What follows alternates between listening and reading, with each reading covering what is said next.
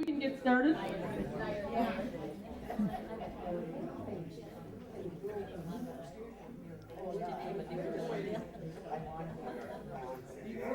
Can you believe it's already October? This is just frightening, isn't it?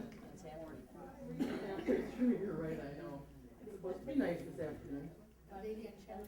And I'm using the microphone so that you can hear me. You're welcome. Today we're going to deal with the Polish in the state of Wisconsin. I've talked about this for a month or two, and every time I say the Poles in Wisconsin, people look at me like, what are you talking about? What kind of Poles? Polish people, so we'll just do this. Anyway, today we are lucky to have Susan Gibson-Mikosh with us. She's going to talk about her new book. She's a historic preservation consultant who lives in Shorewood. Let's see. She's done a number of other books, and over the past 30 years, she's been active in several Polish cultural organizations, including the Polish Center of Wisconsin and Polanki, the Polish Women's Cultural Club of Milwaukee. I did read the book from cover to cover. My husband's, about a quarter of his family is Polish and from the city of Milwaukee, and it is a wonderful book. It's easy to read, but it's really informative. It's kind of this neat combination of great history book and good stories too. At the end of the book, if you get a hold of one, there's a great diary or some memoirs of Polish immigrant, but I'm not even going to bother to try and pronounce the name. Susan will do that for us. So if you would please welcome Susan, we'll get started. Oh, that's fine. Okay. Okay, thank you. Let's see. I didn't try this out. Okay. There we go.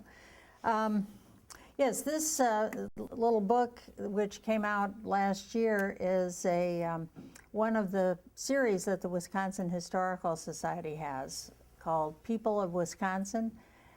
And this series has been in existence for many years. They've had Germans in Wisconsin, of course, but also Swedes in Wisconsin, Finns, Swedish, no, not Czechs, I don't think, but Norwegians, Danes, but no Poles, even though Poles are the second largest ethnic group in Wisconsin.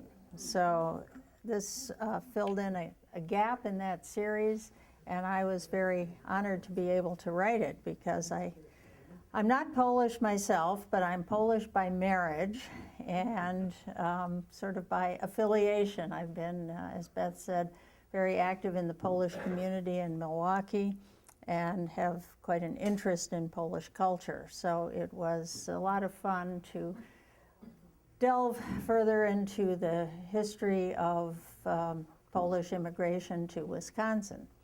And I'm also an immigrant to Wisconsin, so to speak, from the East Coast. I come from Long Island, and but Wisconsin has been my home for more than 30 years, so it feels like home here now.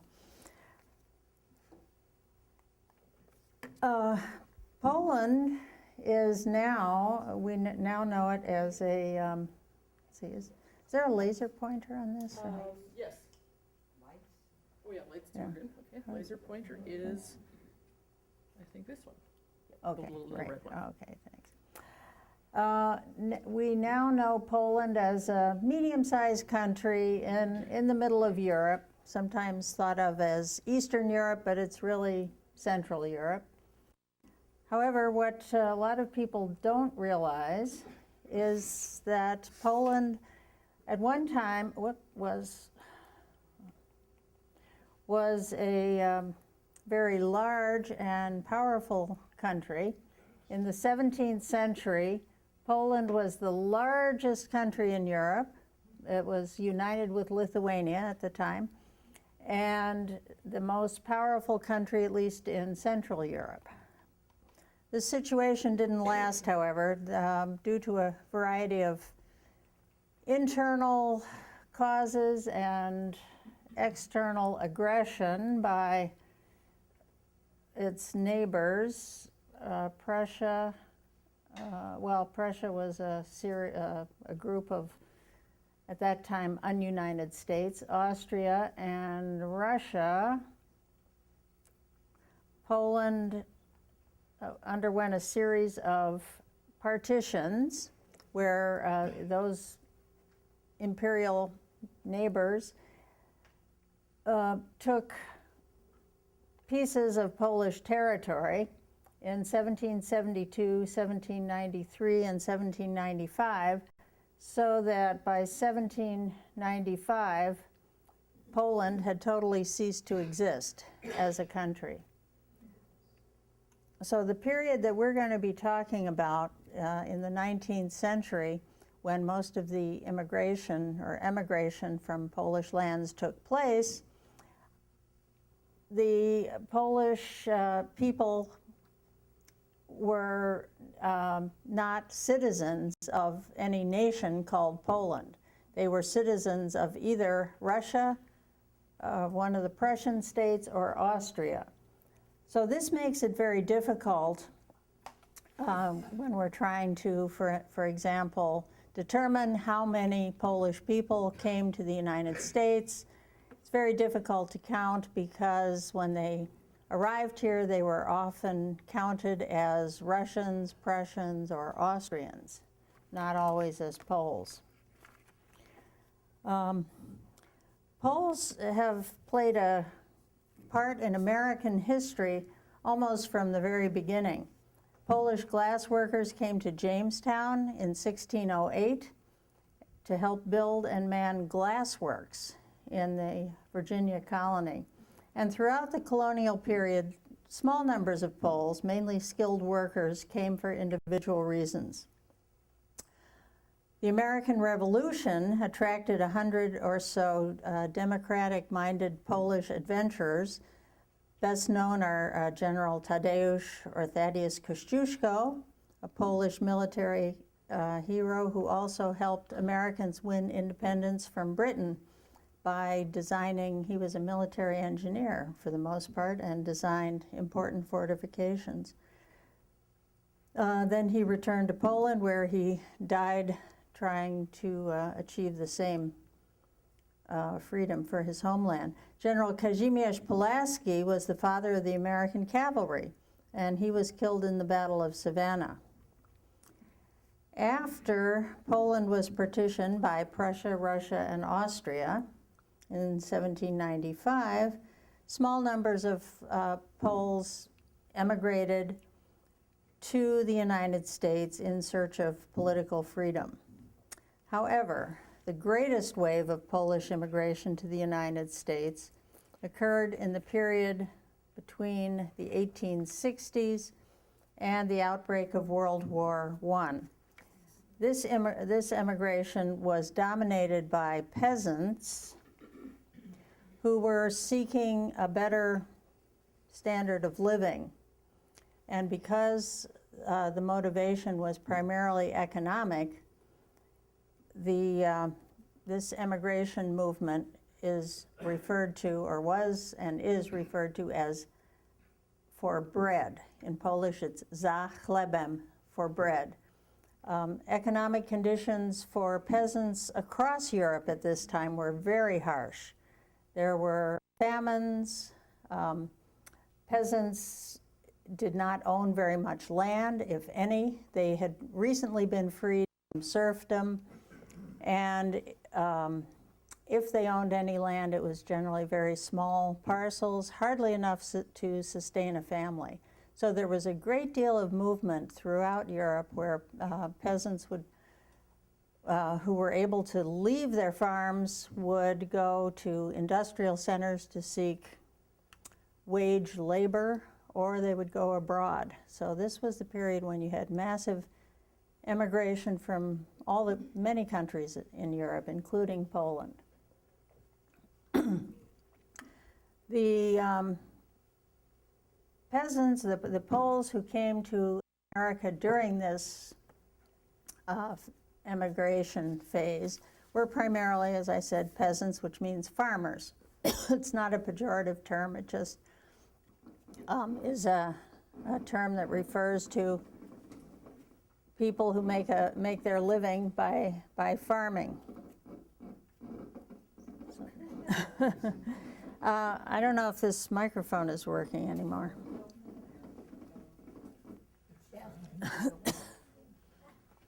Take your watch off. Okay, oh.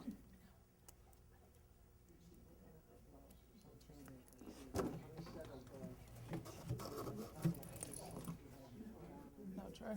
Okay, no?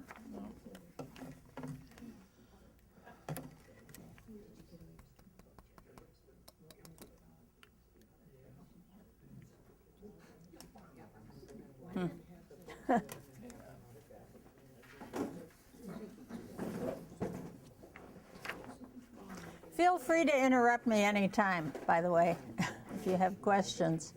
The battery died. Hard to say. Yeah, there should be. Isn't there one on the bottom? It's a 9-volt. Hit the light switch, please. Get back here. The other one? Okay. All right, I said that most of the Poles who came to the United States were farmers. However, they did not have, when they left Poland, they were very poor, did not have great resources, so they came with virtually nothing in the way of material possessions or money. As a result, they were not able to resume their farming way of life, so they sought wage labor in factories, in factories, mines, lumber or timber, cutting, and similar occupations. Most of them settled first in cities, in industrial centers like Milwaukee, where they could earn enough money to purchase either a home or property. Many of them did have a dream of returning to the farming way of life. Some of them thought they would work in the United States for a while and then save up some money and return to Poland and buy land there. Some of them wanted to buy land here. Most of them actually wound up staying in the cities where they initially settled, but we'll talk about the others a little later. Most of the Polish immigrants were Roman Catholic in faith, and their Roman Catholic faith was very important to them. So it's impossible to really talk about Polish immigration without talking about churches. As when the Polish immigrants first came to Wisconsin, they generally worshiped in a Catholic church that had been founded by Germans or Irish or other ethnic groups. But as soon as 20 or 30 families from Poland were members of that congregation, they would try to form their own parish. It was important to them to worship in their own language, to have a priest who spoke their language, and to be able to continue Polish religious traditions and customs. Many priests came from Poland. The Roman Catholic Church was very well aware that if they wanted to maintain the loyalty of the Polish immigrants, that they would need to provide priests who could talk to them in their own language. So there were a number of missionary priests who came from Polish territory to minister to the Polish settlers in Wisconsin. In Milwaukee, the first Polish Catholic church was St. Stanislaus Church. It was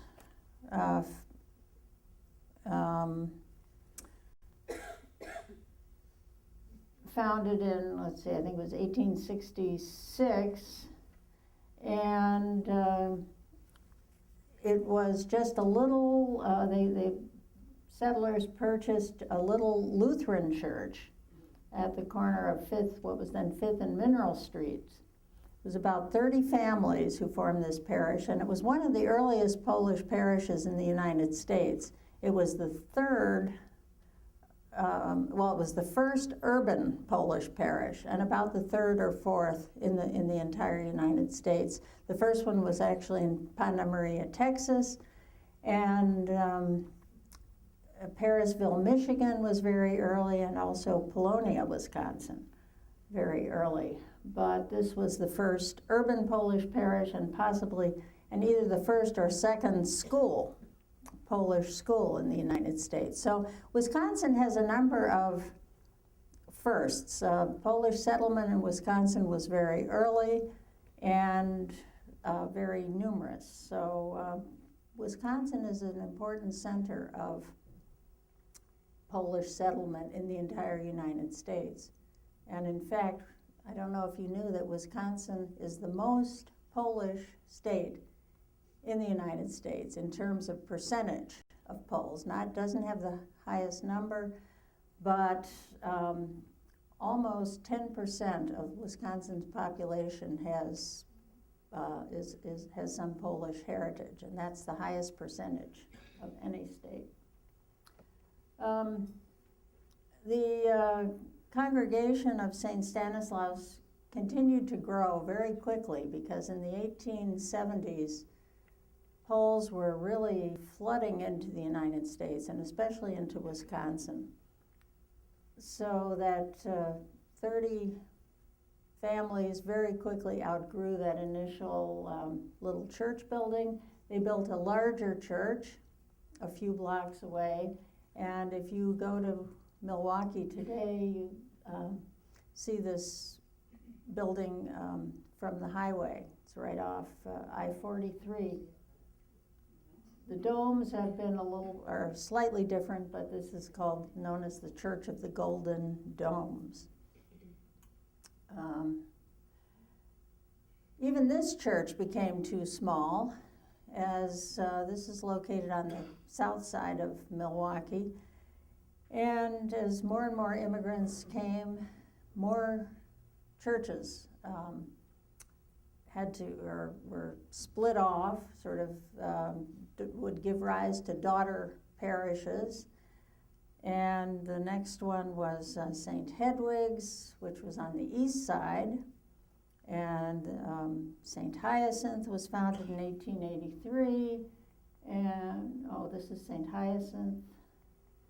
And then St. Josaphat Basilica was, the St. Josaphat Parish was actually founded in 1888, but it started as a small church, and then that one grew too small, and then another one was built, and that one burned down, another one was built, and finally in 1901, the magnificent Basilica of St. Josaphat. This has a very interesting story behind it because the priest, Father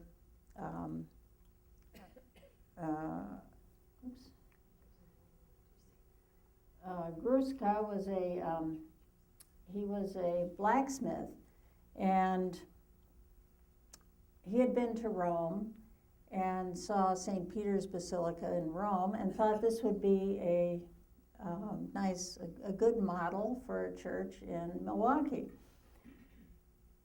So he found an architect, Erhard Brillmeyer, a German architect, and asked him to design a scaled-down version of St. Peter's. And Brillmeyer did so. It was supposed to be a brick church originally, and when Father Grutza went to Chicago one day to buy bricks and other materials for the church, he found out that the Custom House, the federal building in Chicago, was going to be demolished and the materials would be sold. So he had a sharp eye for a bargain, as many Polish people did, and purchased all of the building materials from the Custom House and had them shipped to Milwaukee on 500 railroad flat cars. He asked Brillmeyer to redesign the building in order to incorporate these building materials, which he did, and he employed his parishioners to work as laborers, and he himself directed the construction. So it really was a grassroots effort to build this magnificent church. The decoration was not completed immediately, but when it was in the 1920s, it was very lavishly done, as you can see, and the interior decoration features a lot of scenes from Polish history and of Polish saints and religious figures. In Milwaukee, the center of the Polish settlement was on the south side of the city, but there was another Polish neighborhood up here on the east side, and a third very interesting Polish neighborhood here in the harbor on what was called Jones Island. That area is now occupied by the sewage treatment plant where they make millorganite, but it was at one time. We'll get to this in a little bit. You can really trace the Polish settlement by the churches. So these are all Polish, primarily Polish parishes that existed in Milwaukee. There were 18 altogether. And this was the St. Stanislaus where it all began, and then you can see how the settlement spread to the south and west primarily.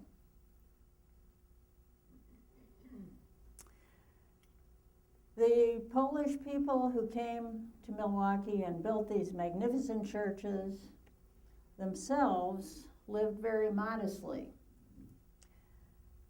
However, property ownership was extremely important to them. They were not content to rent. They didn't like to pay rent, perhaps because of their peasant background in Poland. Land was wealth, land was security. If you had land, then you were somebody and you had a chance to make it economically. If you didn't have land, you were condemned to poverty. So it was very important to them to own property. And if they didn't own a farm, if they were working in a factory and lived in the city, they still wanted to own their own house. So they would generally board for a few years or months, save their money. They were extremely frugal. And as soon as they possibly could, they would buy a lot and build a little cottage, just a standard worker's cottage, just a couple of rooms, and built on a wooden foundation, cedar post foundation. But as soon as they had a little more money, they would try to expand these cottages. Sometimes they would just add on to the back or something, but very often they would take the house off the cedar foundation and raise it up and build a masonry foundation underneath, and create a second apartment underneath. So instead of adding on to the top or the back, they would literally jack the house up and add on underneath. And you can see the high basement here, and with steps leading up to the second floor. They would then rent out either the upper floor or the lower floor. This would generate more income for the family, or sometimes they would have relatives living in part of the family, but there could be as many as 15 or 20 people living in one of these little houses sometimes.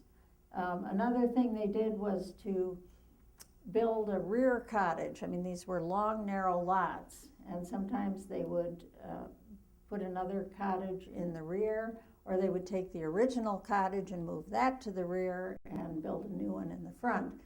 So these lots were very densely populated. And, I keep doing that. This particular style of house, does anybody know what that's called? Polish flat in Milwaukee. These are known as Polish flats, and the Polish neighborhoods have quite a few of them.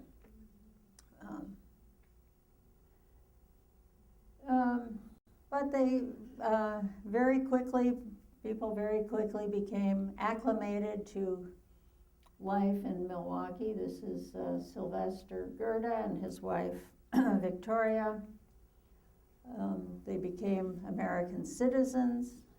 This is a naturalization paper of Sylvester Gerda.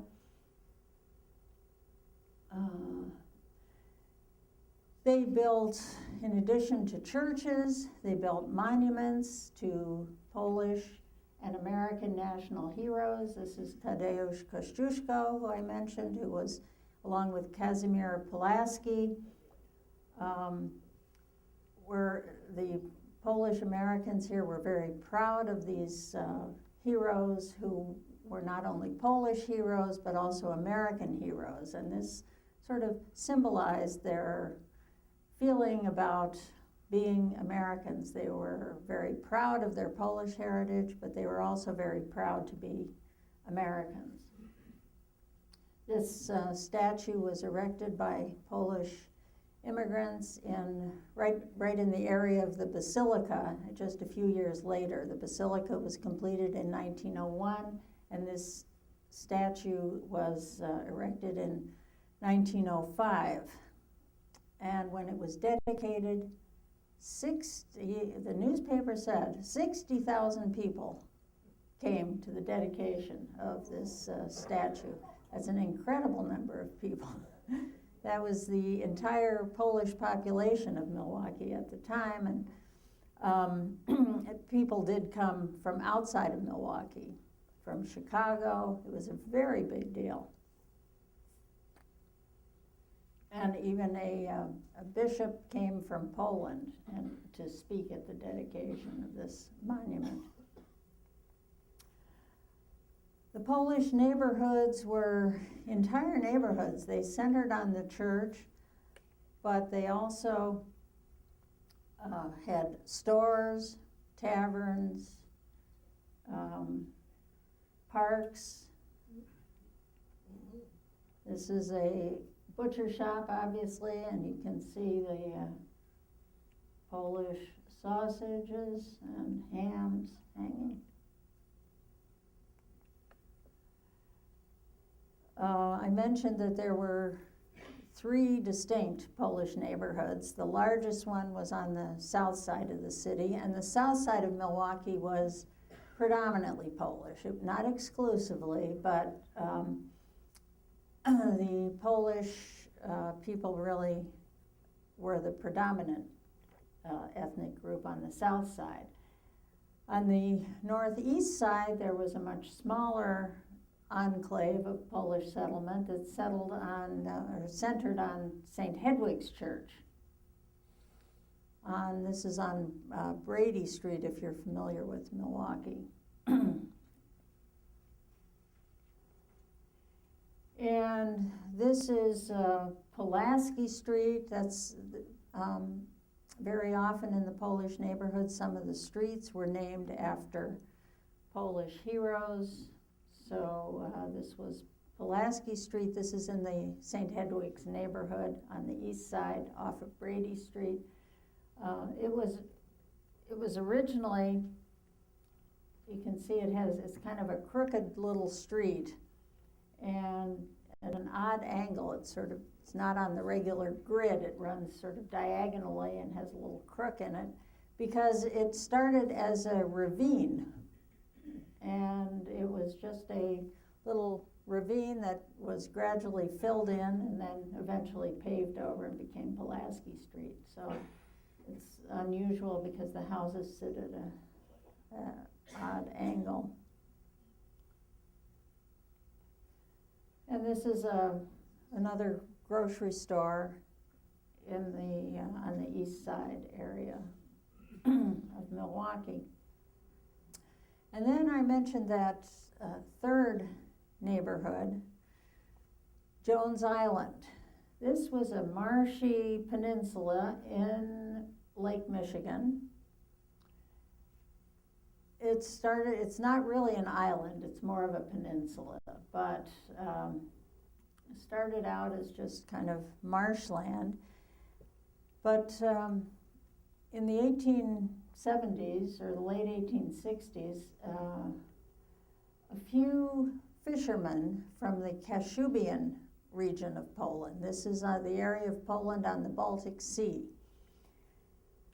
came to Milwaukee and saw this land and just put up a shack, or I think actually the first settler bought a shack that had been built here by a German person, and but this German person did not have title to the land, he just had the house.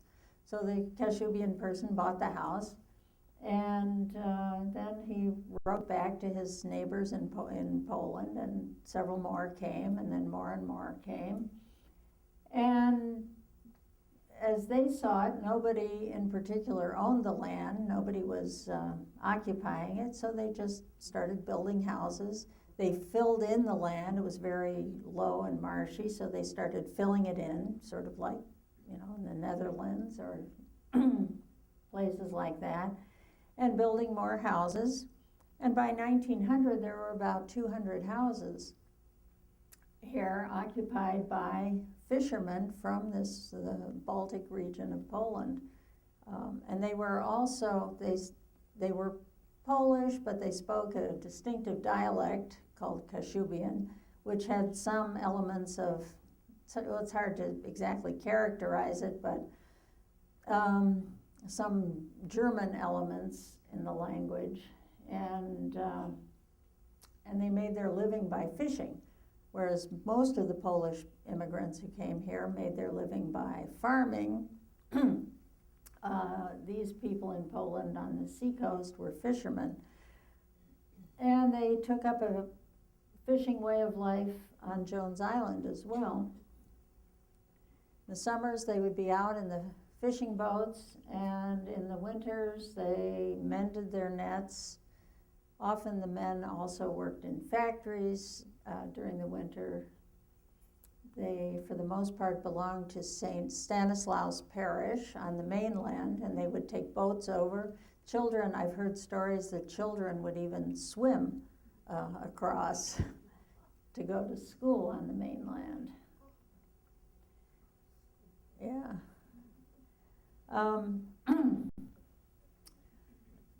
The Polish immigrants who settled in Milwaukee, as I mentioned, their lives, when they weren't working, and they worked extremely hard, they worked very long hours. This was before the 40-hour work week, so they generally worked 6 days a week and 10 or 12-hour days. Their lives centered on the churches, but also they began to form organizations. Because the life was so hard, if something happened to the breadwinner, the family was, of course, in serious trouble. In Poland, when they lived in a little village, if the father died, there would be a group of relatives and neighbors around who could help to support the family. But here, very often, they didn't have that extended family and that social support system. So they began to form organizations, fraternal benefit societies, that were the purpose was initially to provide insurance in case of the death of, of a breadwinner. These organizations like the Polish National Alliance, the Polish Roman Catholic Union, and others also took on a social function and provided, in addition to the church, a sort of setting for getting together socially. They held parties, dances, and sort of recreated that intimate communal life that Poles had known in their homeland. This is a picture of a picnic of the Dąbrówka Society, and you see these little children with their party hats. And it may have been a 4th of July or something, because you can see they all have little American flags too. So, and also these fraternal organizations and the churches both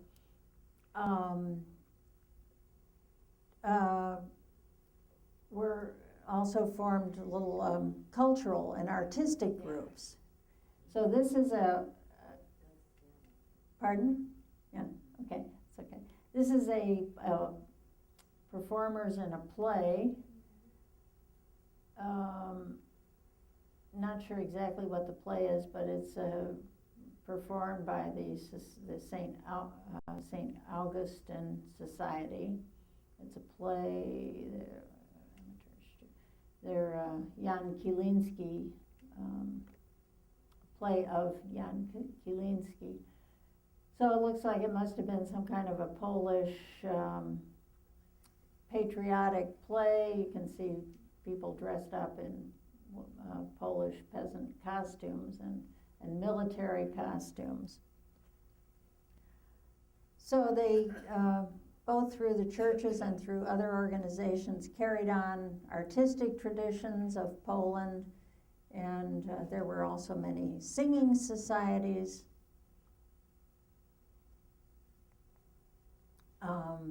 Sports groups. This is a Polish bowling league of the Polish National Alliance. They took up the most American sport of all, baseball, with great enthusiasm. And this was a baseball team called the Kościuszko Reds. They were a kind of an amateur sandlot baseball team and quite successful. And they formed military units. This in Milwaukee was the base of the Kościuszko Guard, which was a unit of the Polish National Guard. It was active in Milwaukee and also was mustered into service in the Spanish-American War and World War I. This is a unit, this is the Kościuszko Guard at Camp Douglas, getting ready to serve in World War I.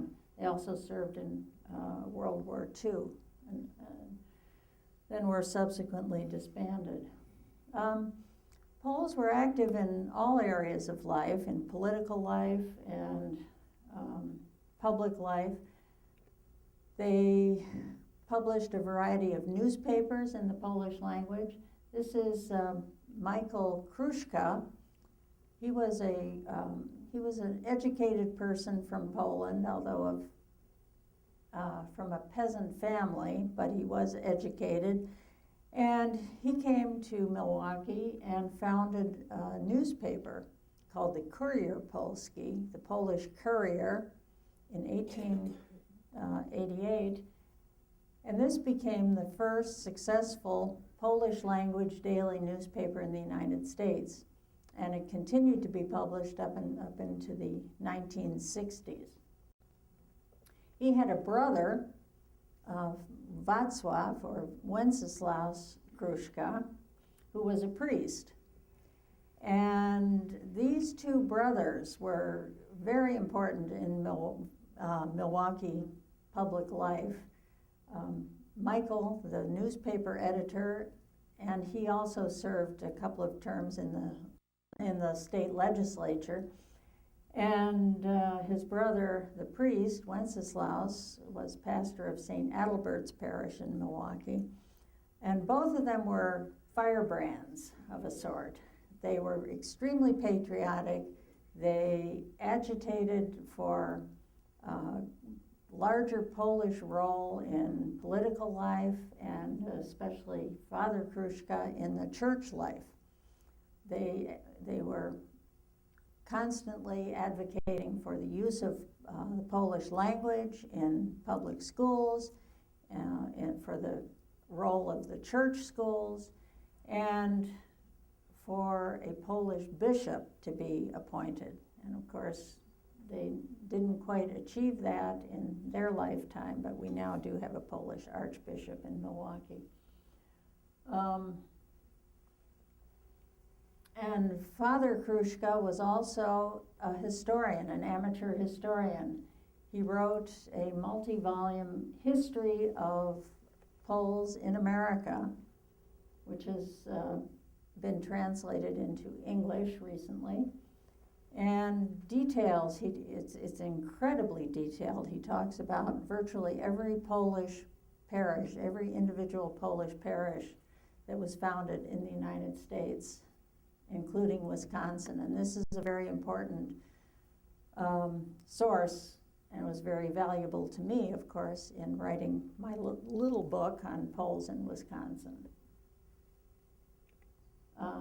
I think maybe we'll take a break there, and because that sort of covers Milwaukee. And then when we come back after the break, we'll talk about Polish rural settlement in other parts of the state. If you have any questions, be glad to answer questions. Disappeared, was taken over for over 100 years. That's right. How did the Polish language survive? Well, with some difficulty, but because the Polish people made an effort to continue speaking Polish, although particularly in the Prussian and Russian partitions of Poland, the use of Polish was repressed to varying degrees. People were not allowed to speak Polish in schools and in administrative offices, government offices, where all, of course, business was conducted in the Russian or German. But the Poles clung to their language, and primarily it was through the church, really. It was the Polish church that maintained the Polish language and Polish traditions, and just the sheer determination of the Polish people to maintain their language. Were there significant changes in the different countries? The Polish church There- did do that in Milwaukee, right? Yes, Parents, right, they spoke Polish. yes, They were Polish. That's how they learned. that's true, yes, here too. Here too, the church was instrumental in maintaining the Polish language. Yeah, were there changes in the different partitions? Changes in dialects? Among the language and the different partitions. Well, that's an interesting question. I think maybe to a limited degree, but probably, I mean, there are different accents for sure, but in the eastern part of Poland to this day, I mean, people have a slightly different accent, but I don't think to a large degree. Although in the German, a lot of German words have crept into Polish, and that actually continues to happen to this day. And now, of course, English is coming into Polish quite a bit. So, yes. The bumper stickers that you see, I closed Walski's, is Yeah. that on that Pulaski Street that Yes, you showed? Okay. yeah, the Walski's Tavern is in that east side neighborhood. Mhm. And, yes, I think you find in most northern European countries, because you had armies marching one way and armies marching the other way, and especially through Poland and some of the northern German provinces, And most people were bilingual. In fact, to this day, they're bilingual. They were, and many of the Poles who lived in the Prussian partition spoke German as well as Polish. But they preferred to speak Polish, but they had to speak German. And that's probably one reason why so many Poles came to Wisconsin, because there were so many Germans in Wisconsin. And so it was kind of natural, even though they didn't care for the Germans. They did not get along very well, but they were sort of adapted to them, and they could speak the language.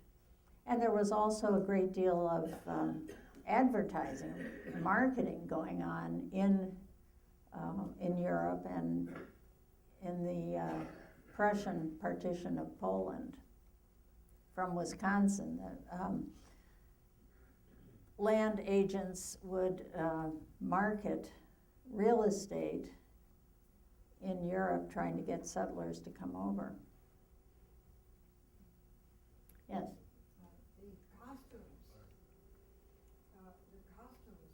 They managed to keep the costumes down in Milwaukee at the Polish group. And I went to the folk fair one year, and this woman had made an older costume. And there must have been at least 4 petticoats. And the outer layer was fine pleated. So how the heck they ever, stood there and ironed without steam, and putting it on the stove, how they ever did that 100 years ago. Yeah, I don't know. The skirt was so full, finely pleated all the way around. Well, in general, they did try to adopt American styles of dress. I mean, they were kind of aware that their old-fashioned Polish peasant dress was not fashionable here, so that did change. But okay, well, let's take a break and come back.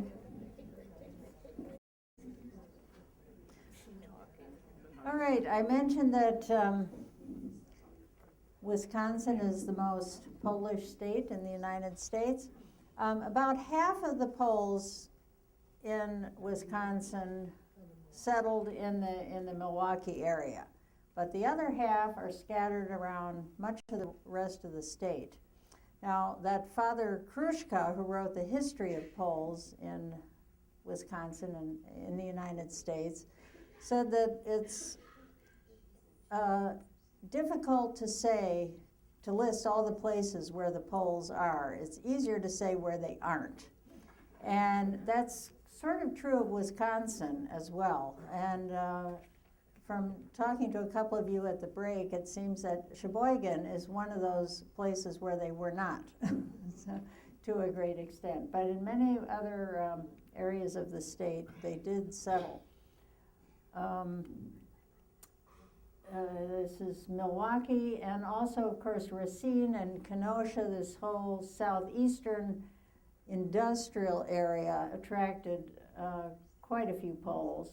But the largest area of rural Polish settlement was in Portage County, around Stevens Point.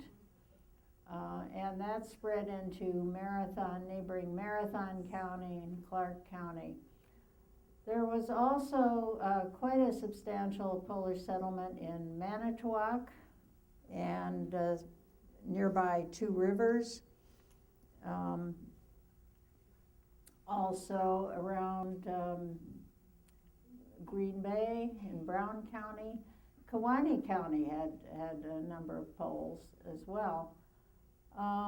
There was a interesting little Polish enclave in Green Lake County.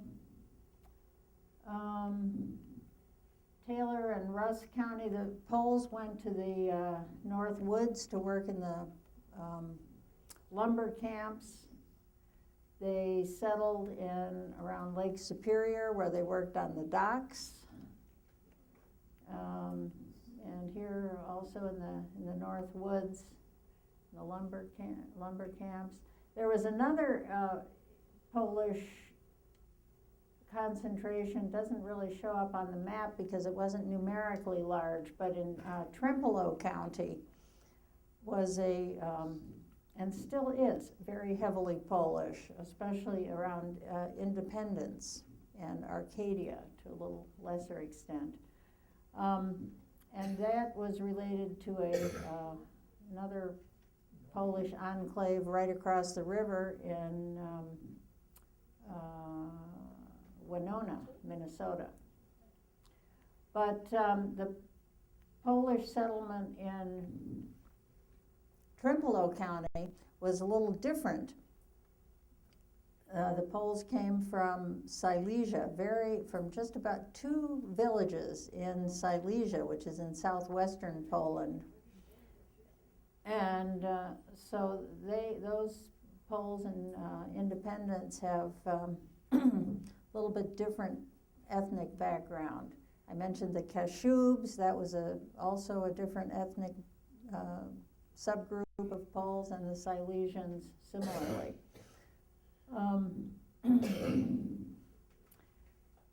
And to this day, in independence, since most of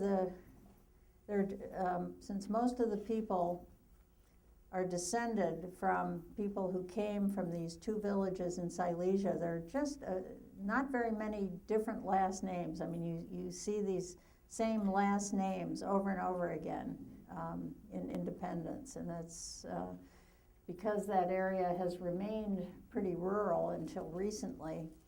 There hasn't been a whole lot of change, and you get an impression that people are somewhat inbred. I mean, not in a bad way, but yes.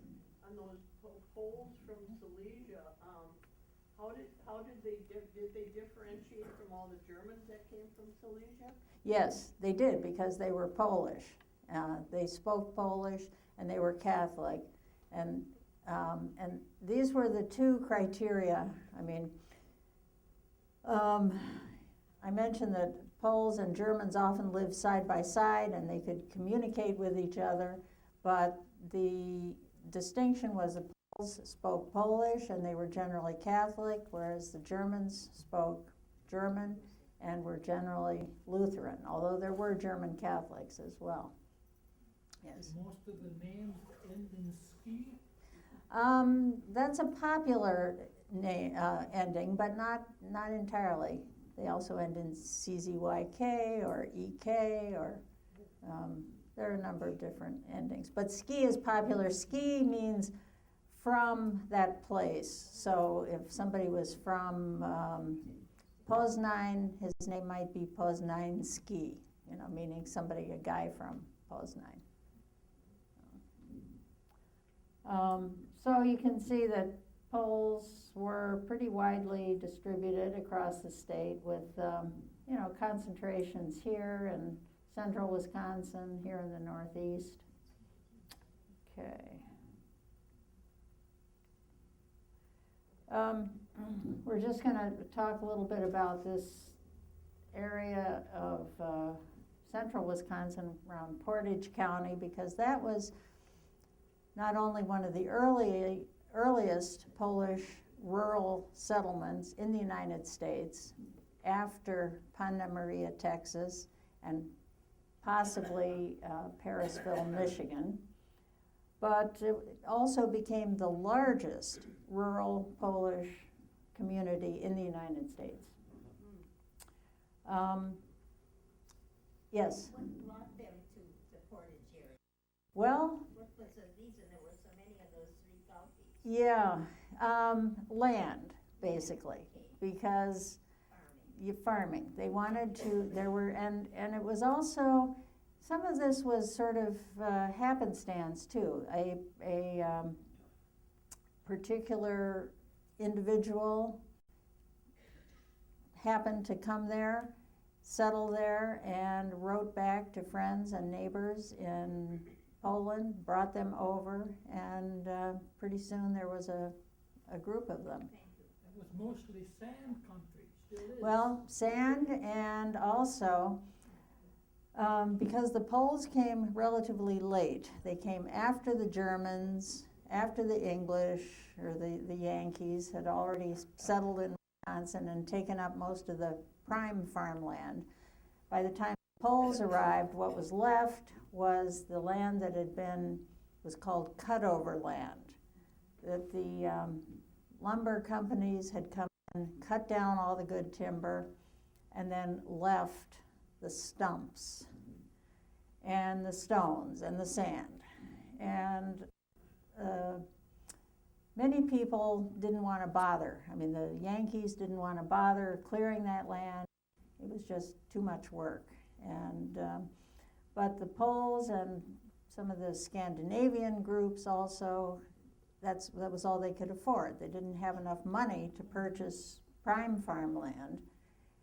So this was a chance, cheap land, and they had to put their sweat equity into it to turn it into farmland. And Poles were very hard workers. They had a reputation for being particularly hard workers. And they weren't afraid to tackle this land. And they also, of course, in the rural areas too, wanted to form their own churches.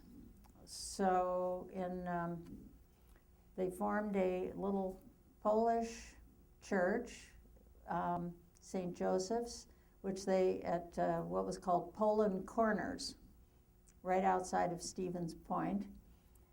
And the only problem with this little church, it was at a crossroads, and right on the other side were a couple of taverns. And the taverns were open on Sundays in those days. And so there was competition. The church found itself in competition with these taverns. And the priests were quite upset about this, because they were people, instead of being in church, were over at the tavern. Plus there was a lot of noise coming from the taverns and disrupting the services. And there was a series of 2 or 3 priests who tried to deal with this and just became very frustrated and left. Finally, young missionary priest by the name of Joseph Dąbrowski was sent over to take care of this Polish parish. He tried talking to the tavern owners and trying to convince them to close down on Sunday mornings, and they refused. So he took matters into his own hands, and he got a group of parishioners together one day and had them dismantle the church. They tore it down and took all the materials 2 miles down the road and rebuilt it there. And in the area that they renamed Polonia. And there still is, Polonia is still there outside of Stevens Point. There's a large church there. We'll get to that in a minute. But this was just a little farming community.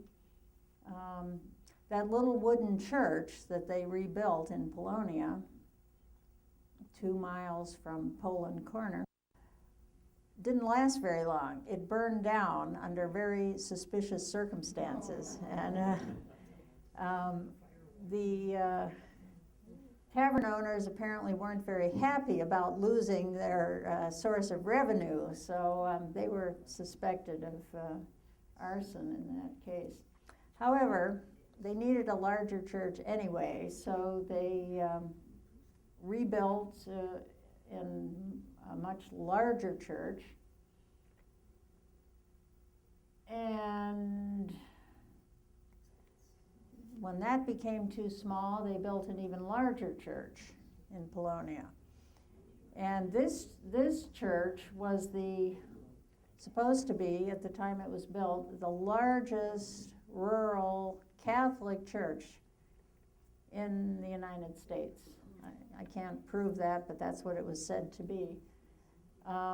This church was struck by lightning in the 1930s, so it's no longer standing either, but there is another quite large Catholic church, Polish church, in Polonia. And Polonia, have any of you ever been there?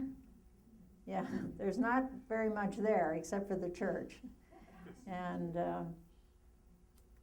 but the farmers, of course, came from the surrounding areas to worship there.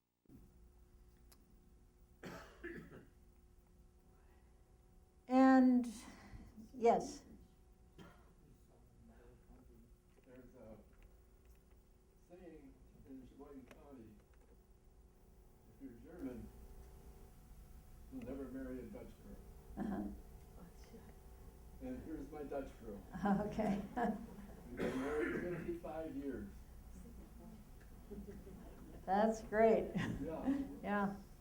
Well, and the Polish people also intermarried. They also tended to marry each other. So, in the early years, and that, of course, has changed. Poles, yes. Some of the architecture in those churches have two steeples. Is there a reason for that? The two steeples instead of just one? I couldn't tell you that. I'm not sure. Are you here? Where? No, the one before that had it. This. Oh, okay, right. Oh, yeah, that's true. I don't know that there's a reason, but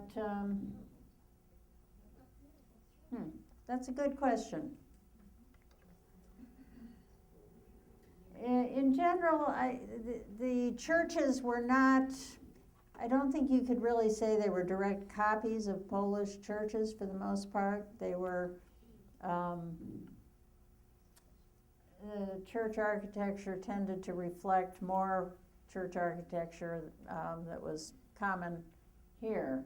Some of them had some Polish elements, but in general, they wanted to, I think, adapt to American styles. However, this is something that was brought from Poland, the tradition of building roadside shrines. And you saw these in several Polish areas, especially around Stevens Point. There still are a few of them left. They were also in some around Green Bay, outside of Green Bay, and around Pulaski, Wisconsin. These were built in a variety of forms. This is a very common style of brick roadside shrine. They also built or put up tall crosses by the roadsides. And that was a European tradition, not only Polish. The Belgians had a different type of roadside shrines. So that travelers could stop and pray, or sometimes they were put up as thanks for good fortune or to try to stave off bad fortune. But anyway, it's an interesting ethnic feature of the Wisconsin Polish landscape. In terms of housing, similar to their urban counterparts, they built very modest farmhouses, but they had large families, yeah, and worked very hard and prospered on their farms. That's a larger farmhouse. As time went on, they became more prosperous. They built slightly larger houses. Of course, living on these widely scattered farmsteads, they also needed opportunities to get together, and of course they would meet in church, but also social occasions like weddings were very important. And weddings in Poland, you know, you've heard about the 3-day Polish wedding. This is not a myth. It was, weddings tended to be very long or last for several days in Poland, and they carried that tradition over here. So especially when people were coming from some distance, why not just continue the party for several days? So they would, guests would sleep in the barn, and the wedding traditions were quite elaborate. The wedding would usually take place in the church in the morning, and then the afternoon, everyone would go to the bride's home where there was feasting, lots and lots of food, lots of beer and hard and spirits, and dancing. Yeah. So, and if there wasn't room in the house, which there of course rarely was, they would put up a tent outside, or they would dance in the barn. This is the market square in Stevens Point. That's the photograph that was on the front of my little book. And although most of the Polish immigrants who came to Wisconsin were not very well educated, they were mostly peasants, farmers. They simply did not have opportunities for education in Poland. And part of the reason for that was, of course, simply that they had to work very hard, but also the partitioning powers, Russia, Prussia, and Austria, did not encourage Polish people to be educated. And if they were, it was, as I said before, in the not in the Polish language, but the languages of the imperial powers. So opportunities were limited, and some of the Polish immigrants were illiterate, or they did not read and write very well. But they valued education, perhaps because they hadn't had the opportunities themselves. They recognized that it was important for their children to be educated.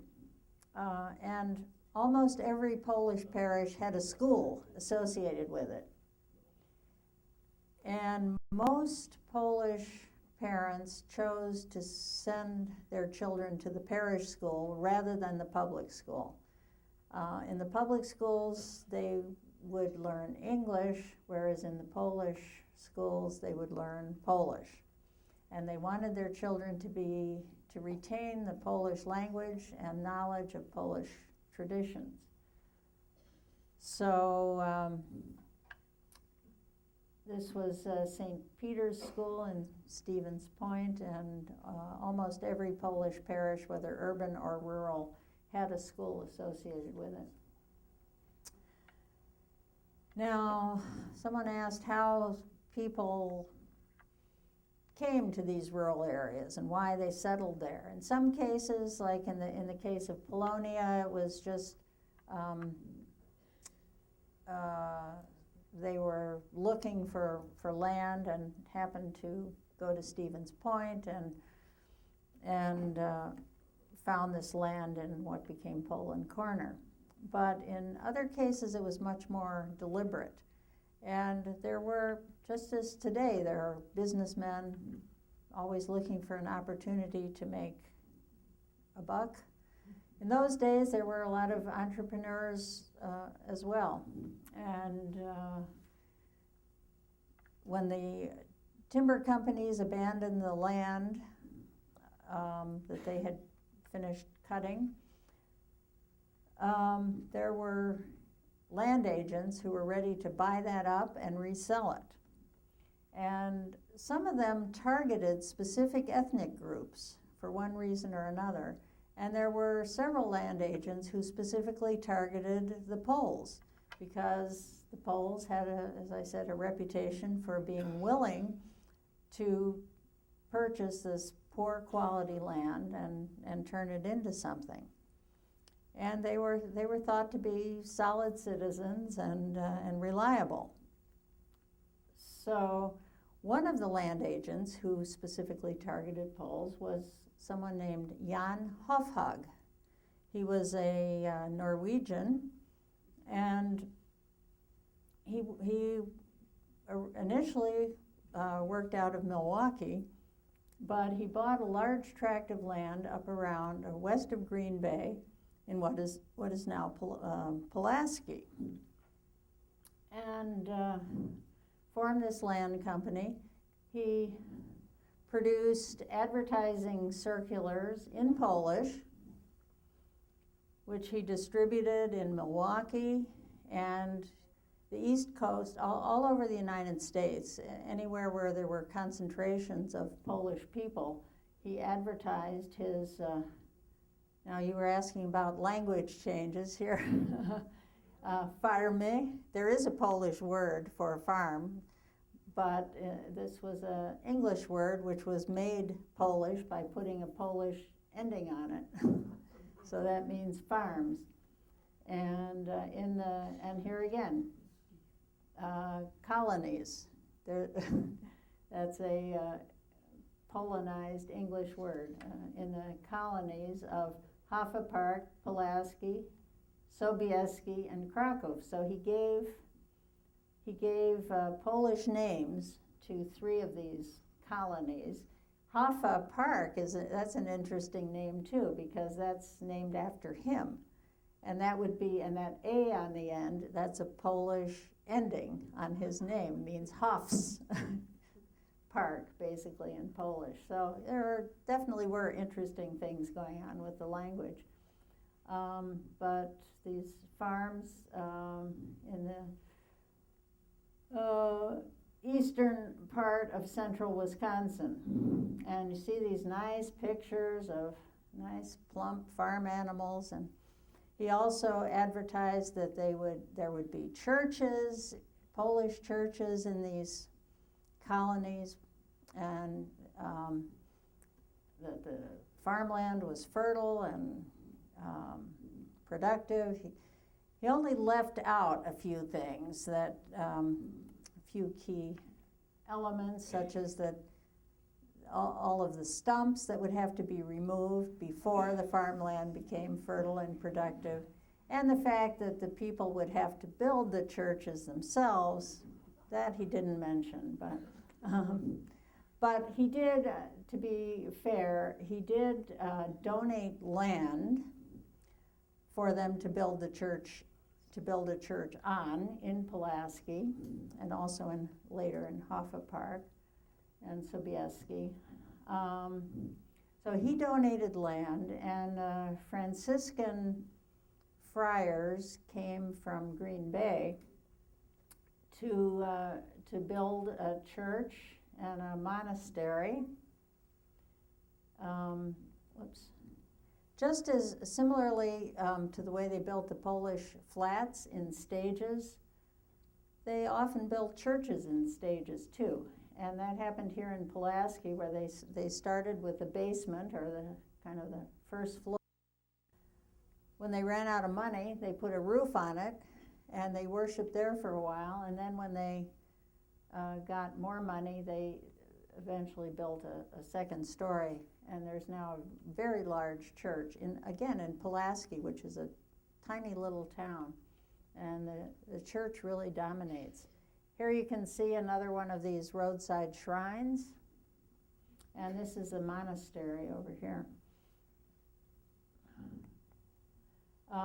This is outside the church, or actually across the street from the church on a Sunday morning. You can see the women dressed in what look like kind of old country dress, long skirts and shawls and scarves. This is a tavern, so it's not clear whether they're there for church or other things, but that's Main Street of Pulaski. And one of the farms in Hoffa Park, this house came from Hoffa Park. It's now in Old World, Wisconsin, in case it looks familiar to any of you. This is called the Kruza House because it was built for Jan and Barbara Kruza, an elderly Polish couple. And it's interesting because of the construction technique. It's called, these little round circles are logs, the ends of logs. Yeah, it's called stove wood or cordwood construction. And it wasn't limited to Polish people, but, and it was not originally a Polish type of construction, but it was used in the sort of the north woods of Wisconsin, as well as Minnesota and Canada, because it was easy to build this way. You could just take these pieces of log that you would get from a lumber yard and stack them up and mortar them in place, and you had your walls. But it's interesting for another reason too, because this was an elderly couple, and the house was on the farm of their daughter and her husband, who was the one who actually built the house. But they had limited needs because it was just the two of them. So they had a room here, and then on this side they kept chickens. So, and that in that sense, it was traditionally Polish. I mean, not all Polish farmhouses were that way, but there was a European tradition of, and not only Polish, but European, of having the house, the living quarters, and animal quarters under the same roof.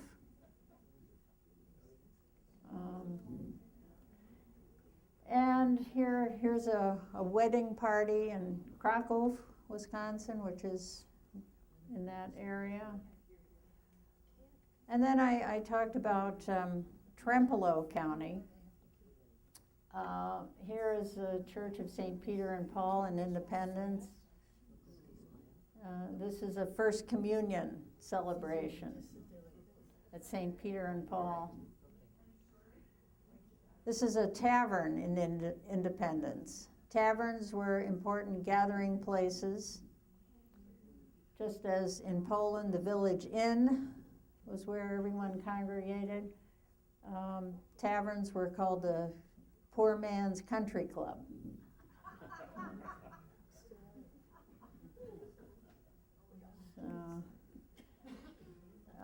In the farming activities,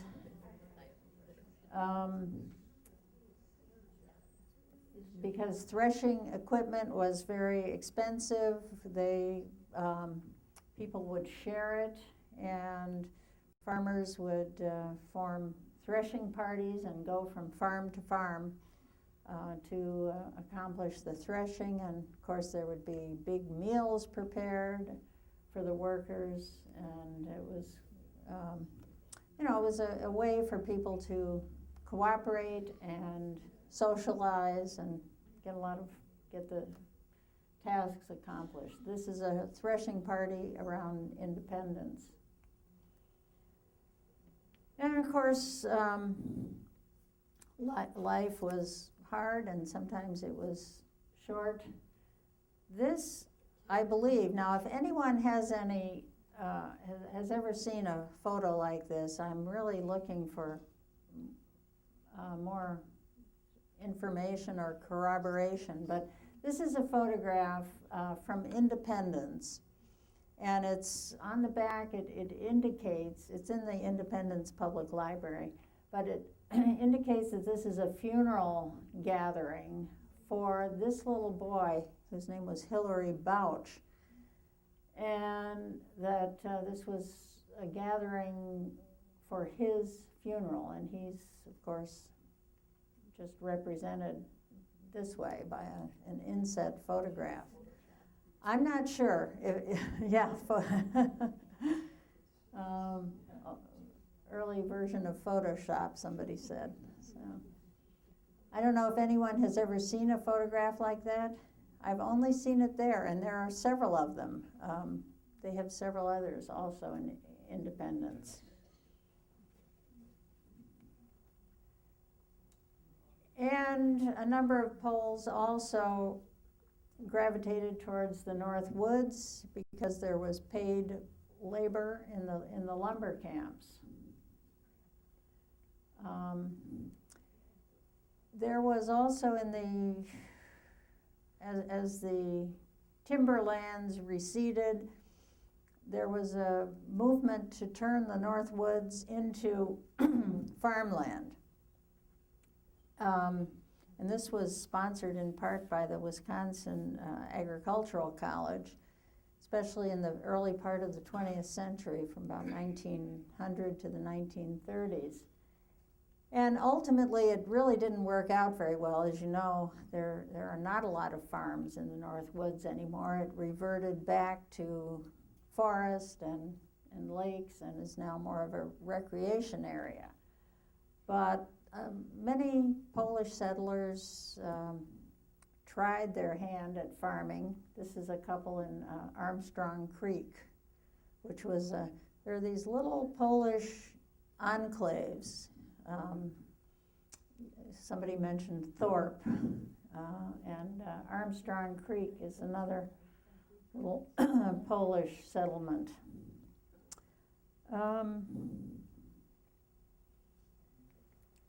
Now, when the Wisconsin Historical Society asked me to write this book, one of the things they wanted me to include was a first-hand personal account. It's wonderful to talk in generalities about Poles who came to these various areas, but to hear it in their own words, to hear their experiences described in their own words gives it a immediacy that I think that is hard to replicate. And I had a great deal of difficulty finding anything. These people, Polish immigrants by and large, didn't write a lot, or if they did, it was didn't survive. So we couldn't find a body of letters, for instance, or diaries from Wisconsin.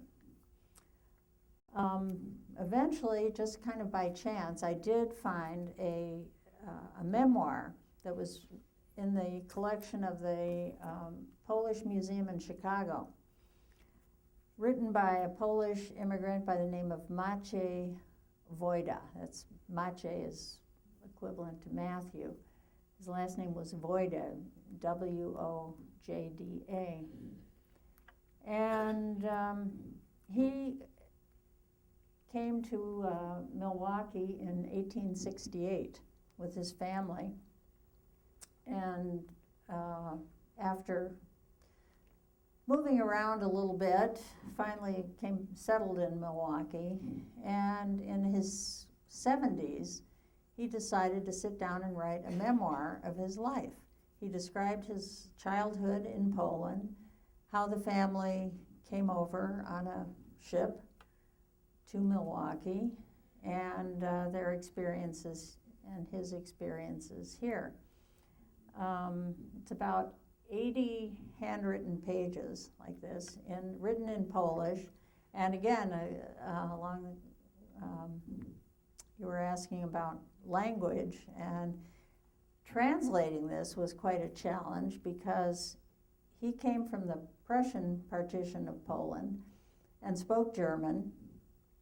And this memoir is written in Polish, but he throws in a lot of German words and a lot of English words, but he spells them all in the Polish way. So it's sometimes hard to tell, whether it's Polish or German or English. So it was kind of a challenge, but he had quite a sense of humor too. It's a very interesting. He was obviously a very intelligent, though not very well educated, but you can see this lively intelligence and sense of humor, and in recounting his life experiences. And he says in the sort of the introduction to his memoir that he's writing this as an old man for the sake of his children and grandchildren, so that they would know what he went through and maybe learn something from it. And I just wanted to read a couple of interesting passages from it that show his sense of humor. One is before he left. Well, this was sort of a typical pattern too. He had two older brothers who came to Milwaukee first, and they found work and found a place to live, and then they sent money back to the rest of the family to bring them over. So he's talking about his older brothers, and his brother Piotr, which is Peter, was a wheelwright. His father was also a wheelwright, and a Prussian soldier, but he wasn't in any war because he finished his service in 1865. At the beginning of 1866, he went to America with our brother Mihao, who was a tailor, but was not in the military. 2 days after Piotr's departure, 3 summonses came for him to report for service, for military service. One at noon, the second in the evening, and the third at midnight. And then they telegraphed to Bremen. Bremen was the port of emigration. Telegraphed to Bremen to stop him. But the ship was already too far out at sea, so they had to leave him in peace. Thanks be to God, because on account of that, Willie, who was King Wilhelm I of Prussia, had one less Polish soldier in the war.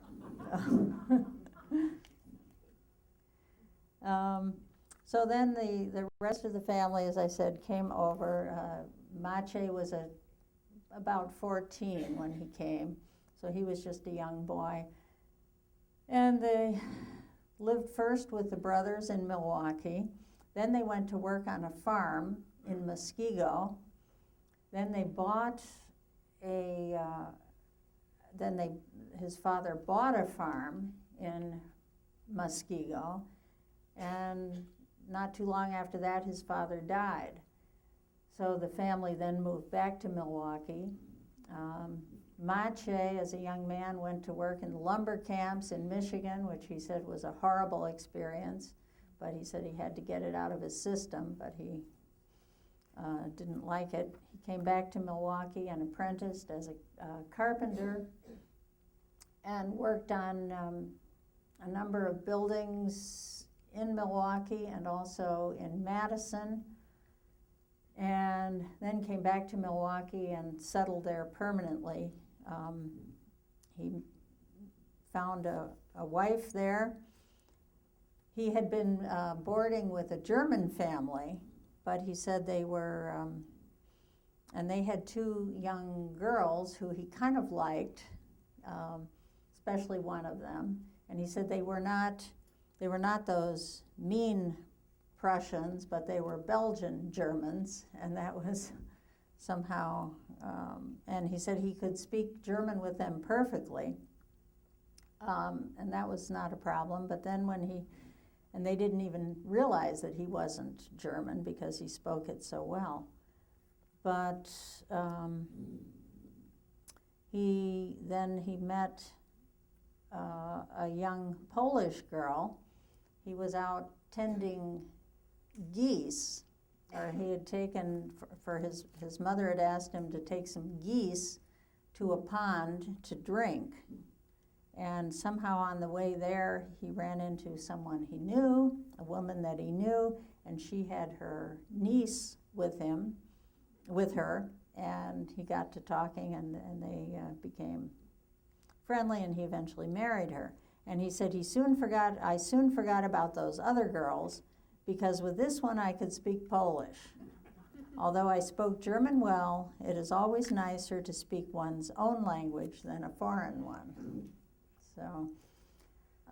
So the language was important, and many of the first generation Polish immigrants never learned English. They didn't need to, because if they lived in a Polish neighborhood, everything was in Polish. Business, you could conduct business in Polish.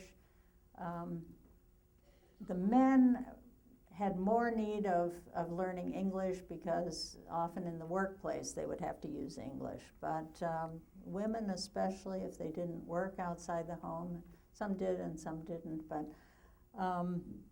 could very often get by without learning English. Of course, that changed in subsequent generations, and by now, their descendants, who are by now 4th or 5th generation, don't speak any Polish and even have very little knowledge of Polish traditions. Getting back to Maciej, this is a picture of him as a young man. And he, after serving as an apprentice carpenter and working for many years for a German builder by the name of John Fellens, who he thought very highly of, Maciej and his brother, one of his brothers, went into business for themselves, Wojda Brothers Builders. And this is one of the houses he built. It's one he built for himself and lived in for a while, and later his son lived in. This is the wedding of his daughter. This is Maciej here, and his wife here holding the baby. So his, I guess, let's see, where's the... so it's the wedding of his daughter, and he also has a young baby. So that shows you the span of the size of many of these Polish families. I don't know what these guys are doing up here, but this house is still standing. It's on South 6th Street in Milwaukee, sort of south of the Basilica. But he prospered, obviously, and did well for himself, and was very proud to be Polish, but also very proud to be an American. And I think that's, his story is very representative of many of the Polish immigrants who came here. Yes? Was there much discrimination shown toward the Poles? Yes, there was. They were regarded as uneducated, as somewhat brutish, or but they also had a reputation for being very pious. They were very religious, and very hard workers. So, but in general, yeah, they were kind of looked down upon, as many recent immigrant groups are. And because they didn't speak English, I mean, they had a harder time than, for instance, the Irish, who didn't have as much of a language barrier. So it was a struggle for them to adjust. And that may be one reason why they tended to like to associate with each other, as well as, of course, just being more comfortable, being able to speak their own language.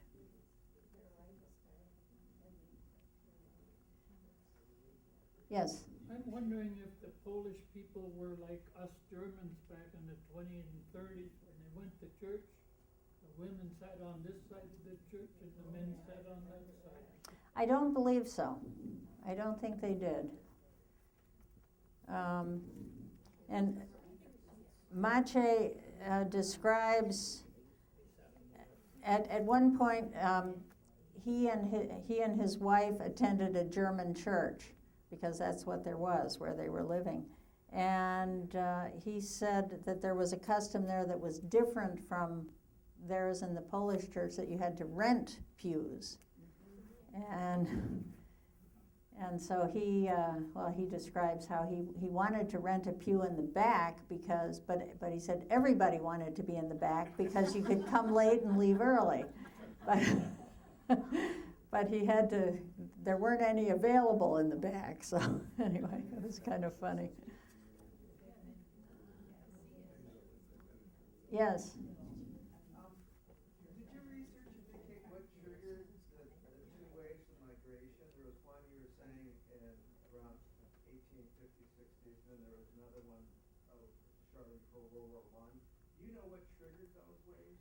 Well, it was mostly economics. It was mostly just, it was a combination of factors, but primarily it was the really dire situation in the countryside all over Europe, but in Poland particularly, that there was not enough land for farmers to have a good standard of living. It was very marginal existence. There was also the fact that young men were subject to military service by the Prussians, Russians, or Austrians, wherever they happened to be. And this was long years of service and very harsh service. So many young men left in order to escape military conscription. And of course, the factor that Poland was not a free country. I mean, there was a sense that there would be more freedom in the United States, in America, but that wasn't the primary. That was probably not the primary motivating factor for most people. It was just.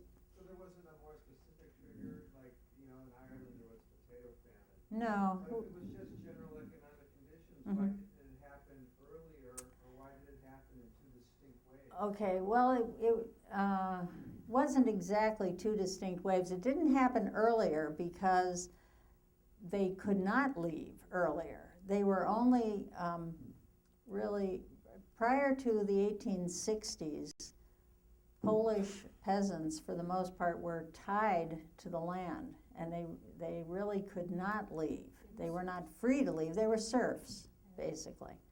In the 1860s, they were freed from the land, so they could move. So that was part of it. Also, the railroads made it easier to travel, beginning of rail travel in Europe, so they could get to the ports. And then also the later ocean travel also, when it went from wind to steam, became cheaper and faster and easier. So it was a combination of factors, but it just basically became easier to travel. And economic conditions were not improving either. Yeah. Although they were Austrian, did the Polar Company have any effect on the Poles coming to Sheboygan? Well, not that I know of. I mean, and I don't think a lot of Poles did come to Sheboygan. I think Sheboygan was primarily German. But they did go to, Manitowoc and Green Bay.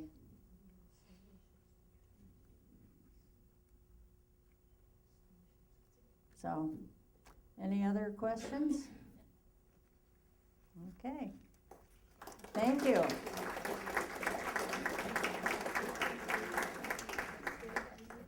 Thank you so much. Okay, thank you. Jerry Abs next month. Plymouth, yes. Make sure you have fun this afternoon. The weather looks great.